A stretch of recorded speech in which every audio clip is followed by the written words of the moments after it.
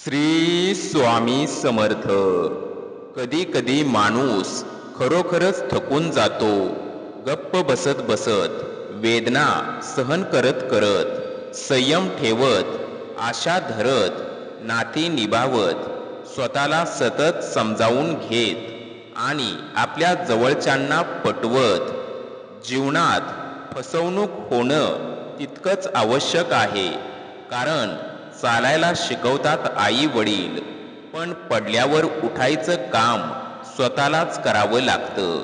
स्वप्न नेहमी आपल्या मर्यादापेक्षा मोठी ठेवावीत, कारण उद्या तुमच्या मर्यादा तुमच्या स्वप्नांपेक्षा मोठ्या होतील.